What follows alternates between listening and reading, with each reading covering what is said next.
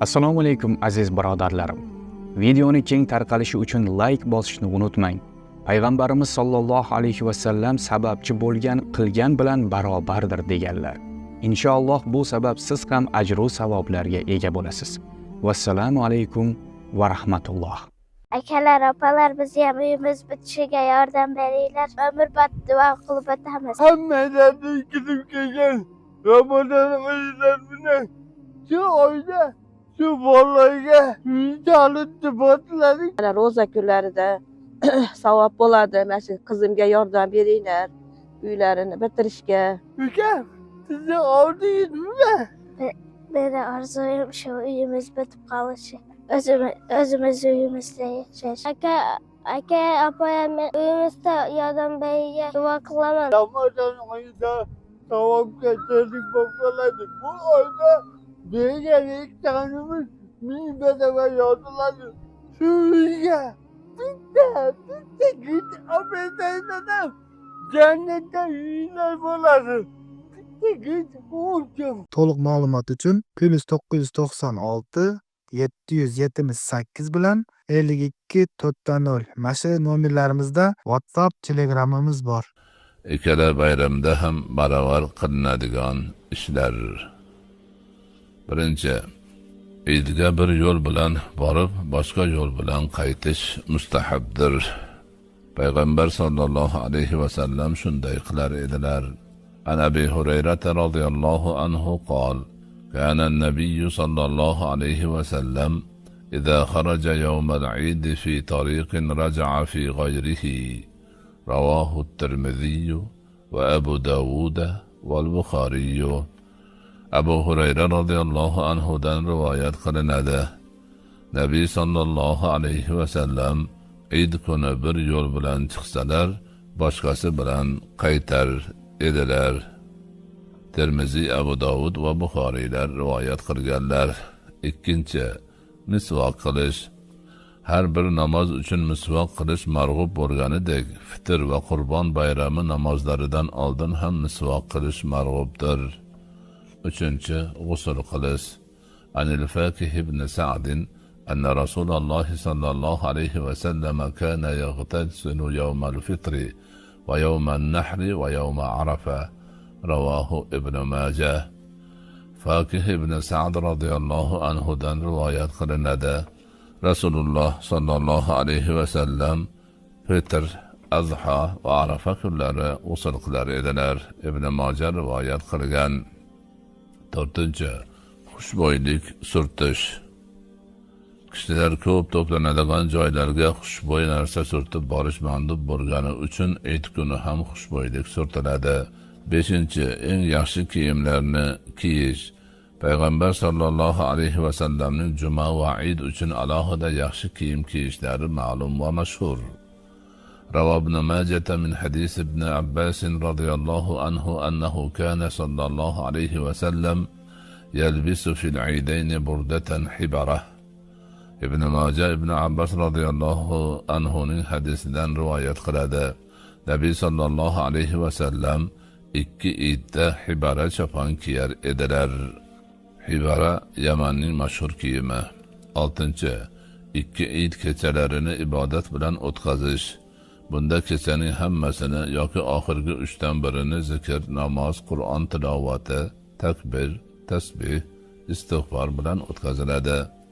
An Ubadah ibn Samit radhiyallohu anhu عن النبي صلى الله عليه وسلم قال: من أحيا ليلة الفطر وليلة الأضحى لم يمت قلبه يوم تموت القلوب.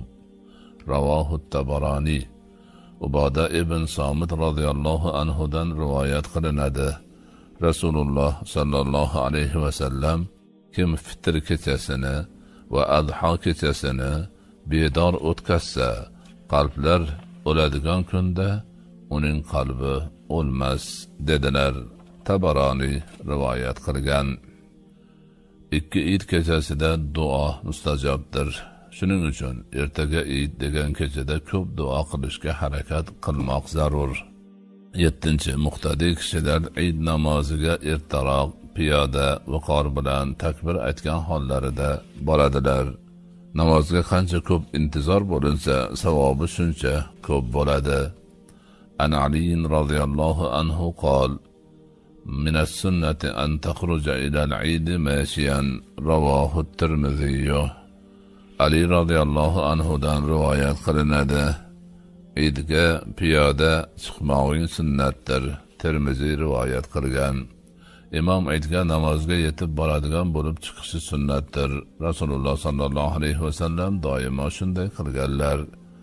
8. Ahli ayolga kengchilik va sarobchilikka sharoit yaratish. Bayram arafasida va bayram kunlari nafl sadaqalarni imkonga qarab odatdagidan ko'proq qilish kerak. 9. Ko'ringan har bir musulmonga xursandchilik va shodlik izhor qilish, ularni bayram bilan tabriklash, yaqin kishilarni, yor do'st va ahboblarni ziyorat qilish.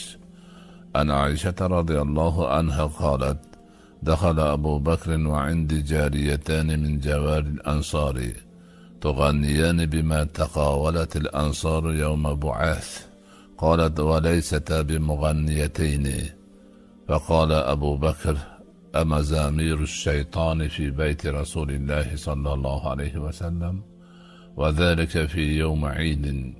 فقال رسول الله صلى الله عليه وسلم: يا أبا بكر، إن لكل قوم عيدا وهذا عيدنا.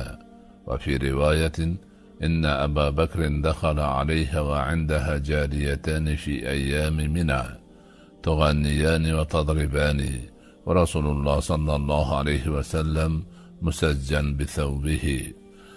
فانتهرهما أبو بكر، فكشف رسول الله صلى الله عليه وسلم عنه وقال: دعهما يا أبا بكر فإنها أيام عيد. Oysha radhiyallohu anhodan rivoyat qilinadi. Abu Bakr kirganda oldimda ansoriylarning qizlaridan ikkitasi Bu'az kuni ansorlar aytgan narsani qo'shiq qilib aytayotgan edilar. Ikkovlari qo'shiqchi emas edilar. Shunda Abu Bakr Rasululloh sallallohu alayhi vasallamning uylarida shaytonning nag'masi bo'layaptimi dedi. O'sha kuni Eid kuni edi. Bas Rasululloh sallallohu alayhi vasallam: ey Abu Bakr, har bir qavmning bayrami bor, bu bizning bayramimizdir dedilar. Boshqa bir rivoyatda Abu Bakr Oyshaning oldiga Mino kunlarida kirganida uning huzurida ikki qissa qo'shiq aytar va duf doira chalar edilar. Rasululloh sallallohu alayhi vasallam esa kiyimlariga burkanib uxlab yotar edilar. Abu Bakr ikkovini o'dag'aylab to'xtatdi. Shunda Rasululloh sallallohu alayhi vasallam boshlarini ochib: "Tek qo'y ularni, ey Abu Bakr, bu kunlar Eid kunlaridir" dedilar deyilgan. 10. Beva bechora, yetim yesir va kambag'allardan xabar olish.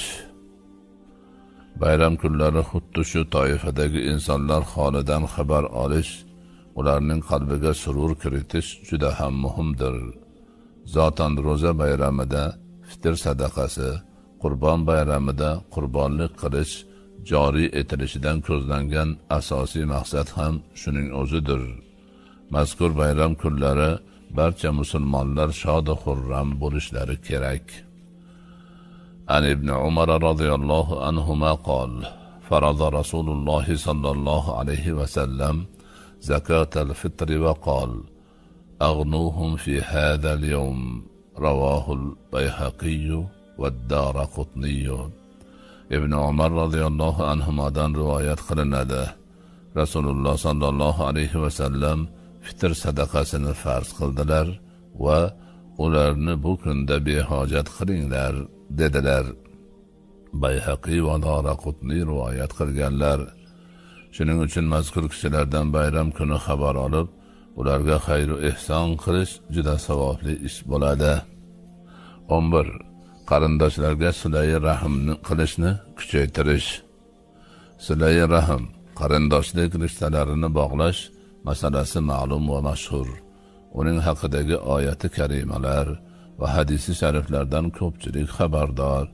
Shu bilan birga bu masalaning ahamiyati bayram kunlari yana ham ortishini esdan chiqarmaslik zarur. 12. İjtimoiy aloqalarni mustahkamlash va arazlashib yurganlarni yarashtirib qo'yishni amalga oshirish. Musulmon kishilarning 3 kundan ortiq bir-birlari bilan arazlashib yurishlari mumkin emas. Bayram kunlari arazlashib yurish esa gunohni yana ham kattalashishiga sabab bo'ladi. Shuning uchun ham bunday ulug' kunlarda odamlar barcha gina va arazlarni yig'ishtirishlari, bir-birlari bilan yarashib, avval o'tgan xatolarini kechirib yuborishlari lozim. Güzel abla 70 bin bul. Sana vallahi Rahmat, Alloh rozi bo'lsin. merhaba. Siz çok He? Rahmat, Alloh rozi bo'lsin. Mana musofirda yurganlarni ham nima niyat qilgan bo'lsa niyatiga yetsin, bolalarning orzu niyatlarini ko'rsin. Hoji umralar safarlariga o'z Xudoyim o'zi chaqirsin. Menga bir so'm bergan bo'lsa, Xudoyim 1000 so'm qilib qaytarsin, ey Alloh. Doim duoda bo'lib o'tiraman. Shu kasali borlarga, boshqa davosi borlarga davo bergin, ey Allohim. Shu bolalarimga deb ko'ngildan chiqarib bergan ekan, savob qilib ben Xudo o'zi savobini qabul qilsin, ey Allohim. Rahmat. Allah ekber. Sizlerle mal olan olsun abla.